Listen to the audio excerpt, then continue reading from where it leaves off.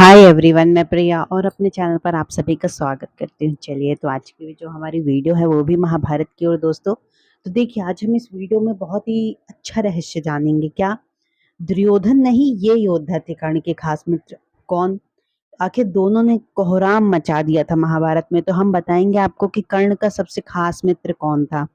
तो देखिए, वैसे आपने देखा होगा कि महाभारत की कथा में दुर्योधन और कर्ण की मैत्री को सबसे ज्यादा खास बताया जाता है। जो भी शास्त्रों के अनुसार, पौराणिक कथाओं के अनुसार, जितने भी हमने ग्रंथ पढ़े हैं ना, जो भी महाभारत की कथाएं देखी हैं, तो उसमें कर्ण और दुर्योधन की मैत्री को सबसे खास बताया जाता है।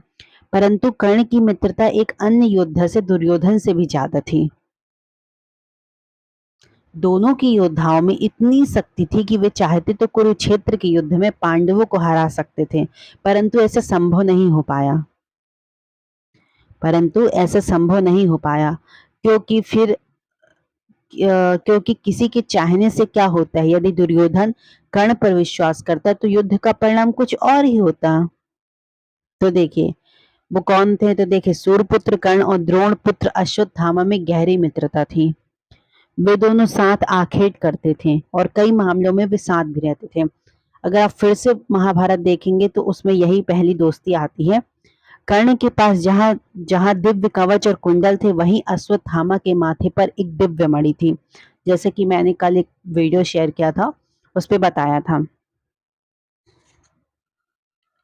अश्वत्थामा के माथे पर दिव्य मणि थी जो उसे अजर, अमर और अपराजय बनाती थी। महाभारत के युद्ध में अश्वत्थामा ने एक बार कर्ण को बचाया था। महाभारत के युद्ध में अश्वत्थामा ने एक बार कर्ण को बचाया था। फिर एक बार अश्वत्थामा की रक्षा के लिए कर्ण ने भी अपना खास हथियार चलाया था। आपने जानते होंगे, अश्वत्थामा गुरु द्रोणाचार्य के पुत्र थे और कर्ण उनसे धनुष सीखना चाहते थे। लेकिन द्रोणाचार्य ने यह कहते हुए इंकार कर दिया था कि मैं सिर्फ राजपुत्रों को ही विद्या सिखाने के लिए प्रतिबद्ध हूँ। तो इस प्रसंग के बाद कर्ण और अश्वत्थामा में काफी गहरी मित्रता थी। कहते हैं कि कर्ण ने भगवान परशुराम को ज्ञात हर हथियार सीखा था, इसलिए उसके पास अश्वत्थामा से ज्यादा दिव्य हथियार थे।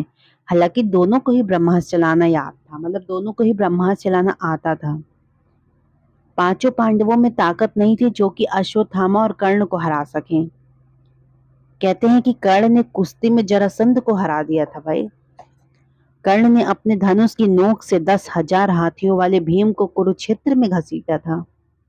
उसने माता कुंती को यह वचन दे दिया था कि वह अर्जुन को छोड़कर किसी और को नहीं मारेगा, इसलिए उसने किसी पर इतना वार नहीं किया। श्री कृष्ण स्वयं 2 बार उल्लेख किया। अगर आप श्री कृष्ण की बात करें तो उनने खुद बताया है कि घटोत्कच के अलावा कोई भी इतना शक्तिशाली नहीं था कि वह रात में कर्ण का सामना कर सके। अश्वत्थामा ने एक बार घटोत्कच को हराया था, लेकिन जब घटोत्कच अपने सर पृष्ठ पर था और माया शुरू कर दी थी, तो अश्वत्थामा और द्रोण को केवल एक वार से हरा दिया था। बाद में दुर्योधन ने घबराकर कर्ण से घटोत्कच पर अपना अमोघ अस्त्र चलाने को कहा।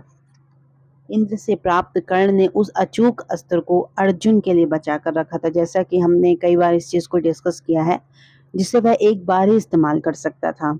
लेकिन जो घटोत्कच थे, वो ना महाभारत के युद्ध में त्राही त्राही मचा रखी थी।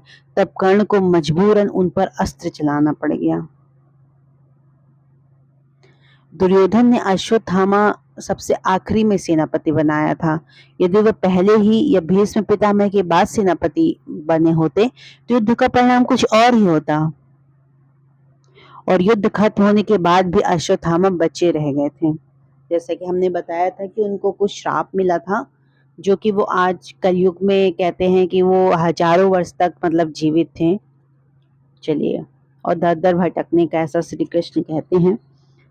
चलिए, आई होप आपको वीडियो बहुत पसंद आया होगा। मैंने आपको बताया कि इसमें कर्ण से ज्यादा खास मित्र उनके अश्वत्थामा थे, क्योंकि अश्वत्थामा ने उनकी मदद करी थी कुछ जगह पर।